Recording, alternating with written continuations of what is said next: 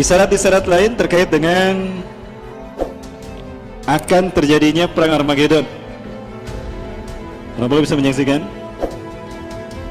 Sekjen PBB, ya, Antonio Guterres itu pernah menegaskan solusi dua negara satu-satunya cara untuk perdamaian di Palestina Israel.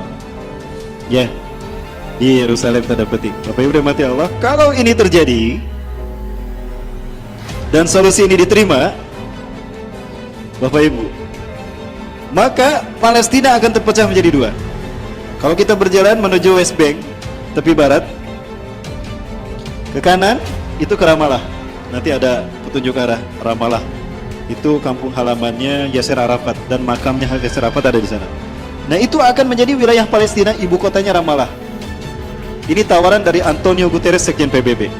Cuma ini solusi untuk menyelesaikan konflik Palestina Israel. Adapun jika kita ke kanan, itu kita ke Al-Quds atau ke Yerusalem. Versi kita Al-Quds, versi orang Israel Yerusalem. Artinya, jika itu nanti dibagi dua, ini diterima, maka Al-Quds akan jatuh ke tangan Israel. Yerusalem akan menjadi ibu kota Israel. Dan jika itu terjadi, maka Israel akan leluasa menghancurkan kiblat kita yang pertama, Masjidil Aqsa.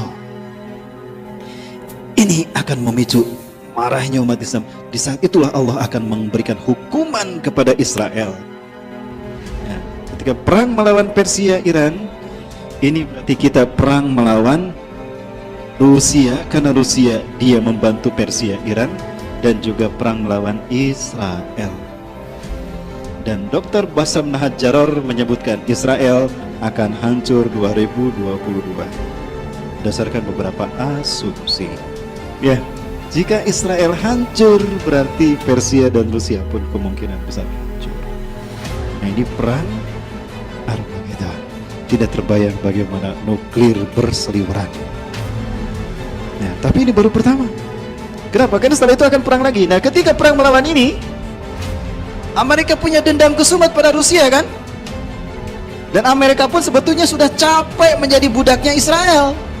Maka Amerika bersekutu dengan umat Islam Arab, ya, Bapak Ibu, dengan umat Islam Arab.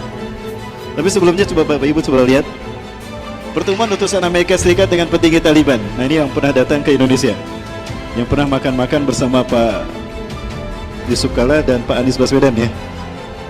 Nah, ini menyerahkan, Amerika secara resmi menyerahkan Afghanistan pada Taliban dan menyatakan akan menarik mundur semua pasukan Amerika. Artinya, ini merupakan isyarat dari kemunculan pasukan pembawa panji hitam, pasukan kedua dari 3 pasukan Imam Mahdi. Ya.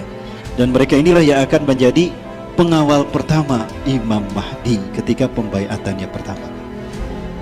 Nah, nanti kalau ada umroh, Bapak Ibu sekalian, melihat ada banyak orang Taliban umroh, hati-hati, jangan-jangan Imam Mahdi sudah ada. Baik, dan ini merupakan sebuah fakta yang dilupakan, bahwa ternyata Palestina pun sudah lama menyerukan untuk ganti presiden. Ya, Mahmud Abbas ini sudah tidak lagi dipercaya oleh kaum muslimin Palestina. Nah, ini apakah akan memicu terjadinya konflik di wilayah West Bank Palestina? Hal ini akan menguatkan posisi Hamas di Gaza Strip, di jalur Gaza, yang ada kemungkinan nanti Palestina akan jatuh kepada kaum muslimin, dan ini akan memicu perang Palestina Israel dalam skala yang lebih besar. Ya, Wallahu a'lam bishawab. Kemudian, lupakah kita kalau Rasulullah juga pernah menyebutkan di sela-sela perang ini, sebelum kita memerangi Rom, itu ada perang melawan Hindi. Di antara tanda akhir zaman adalah kita umat Islam akan berperang melawan Hindi. Dan ternyata kita lihat sekarang Pakistan dan India mulai berperang. Dan bagaimana kezaliman kaum Hindu India membantai kaum muslimin di Kashmir. Ya, seperti apa yang terjadi di Rohingya. Pesawat-pesawat tempur India ataupun dari Pakistan saling balas-membalas untuk melakukan upaya penghancuran. Pakistan pun sudah jelas menegaskan bahwa Kashmir tidak akan pernah dilepaskan dari Pakistan. Kashmir adalah bagian dari Pakistan. Ini pinter Inggris ketika membagi dua India, wilayah Muslim menjadi Pakistan, diserahkan kepada Ziaul Haq, dan yang India diserahkan kepada Sri Pandit Jawaharlal Nehru. Itu Inggris yang menengahinya. Ya, tapi Kashmir dijadikan buffer. Ke India tidak dimasukkan, ke Pakistan tidak dimasukkan. Jadi dibikin sebagai buffer nanti agar menjadi alat untuk mengadu domba keduanya, dan ini berhasil. Seperti antara Iran dengan Irak, ada satu wilayah yang kemudian dijadikan buffer. Apa itu? Ajwaf. Dan itu sebetulnya Muslim. Sekarang lihat bagaimana nasib kaum muslimin di Ajwaf, dibantai kan? Karena mereka Muslim. Siapa yang membantainya? Iran. Maksudnya orang-orang Syiah. Setiap hari pasti aja ada yang digantung karena mereka tidak mau masuk Syiah. Ini jahatnya Syiah di Ajwaf. Silakan buka di Google Ajwaf. Kalau tidak salah namanya Ajwaf. Nah, kemudian ada sakit hati dari kaum muslimin ketika Raja Muhammad bin Salman MBS ini berkunjung ke mana? Ke Cina. Dan sepakat dengan apa yang dilakukan oleh pemerintah Xi Jinping dalam memperlakukan muslim Cina Uighur terkait dengan kamp konsentrasi. Itu malah disetujui, dan ini membuat sakit hati kita umat Islam. Nah, ini yang saya maksudkan. Raja Salman ingin dunia lawan Iran bersama-sama. Ya. Kemudian Raja Salman menyerukan pada negara-negara Arab untuk bergabung bersama Arab Saudi membantu menyerang Iran. Disambut oleh Amerika Serikat. Amerika Serikat menyatakan akan membantu Arab Saudi untuk membantu perang melawan Iran, dan meminta agar NATO pun bergabung bersama Arab memerangi Persia Iran. Subhanallah. Rasulullah mengatakan, kalian akan bergabung dengan Bani Rum.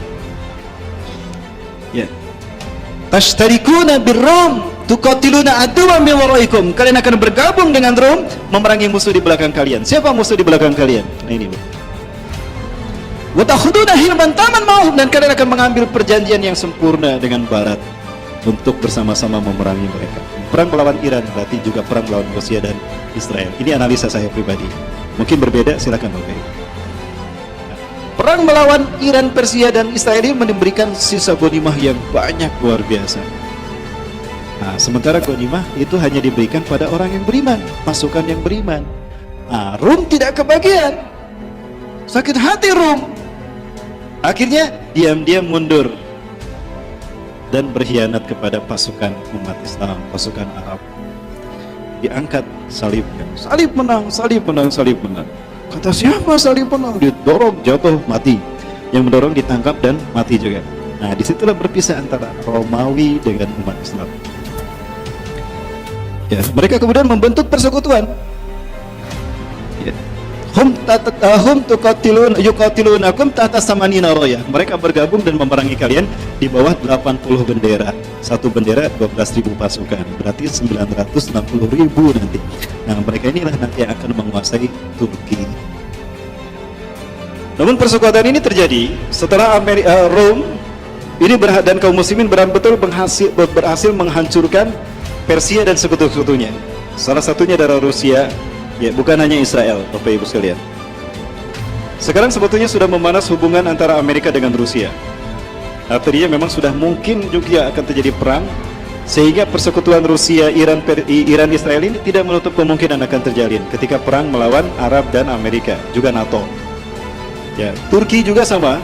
Turki ada kemungkinan melepaskan diri dari NATO, dan dia merupakan negara terkuat yang berani melawan NATO dan berani memberikan veto kepada keputusan NATO jika bertentangan dengan keputusan Turki. Maka alhasil 80 negara ini memerangi Turki. Maka jatuhlah Turki kepada bangsa Rom. Nah, disitulah kemudian Summatagzuna Rum wa yaftahu Allah. Lalu kalian berperang melawan Rom dan Allah memenangkannya untuk kalian. Ini balas-balasan antara Rusia dengan Amerika Serikat. Begitulah Donald Trump yang juga ikut campur dalam hal ini. Nah, Bapak Ibu yang mati Allah, dalam konflik semacam itulah kemudian muncullah pasukan Panji Hitam dari bumi Khorasan. Dan sekarang isyarat itu sepertinya sudah ada karena Taliban sudah kuat sekarang, ya. Nah, Rasulullah pernah menyatakan, "Yakhruju min Khorasan rayatun sud." Akan keluar pembawa Panji Hitam dari bumi Khorasan. La yarudduha syai'un. Tidak ada sesuatu pun yang bisa menghentikan kekuatan militernya. Laju langkahnya. Hatta tunsoba Ilya, sampai Panji Hitam itu ditancapkan di Al-Quds. Ilya itu artinya Al-Quds, Palestina. Rasulullah mengatakan pada Abdullah bin Hawalah Al-Azdi setelah perang melawan Bani Mustalik, "Hei Abdullah, ya Ibn Hawalah, jika engkau melihat Panji Hitam berkibar di bumi Al-Quds atau di pelatarannya, maka yakinilah kiamat lebih dekat kepadamu ketimbang kepala dan pundak." Jadi jika nanti panji hitam sudah berkibar di Palestina, Masya Allah, itu kiamat hanya tinggal menghitung. Tidak lama lagi insya Allah, dimulai dari 2019.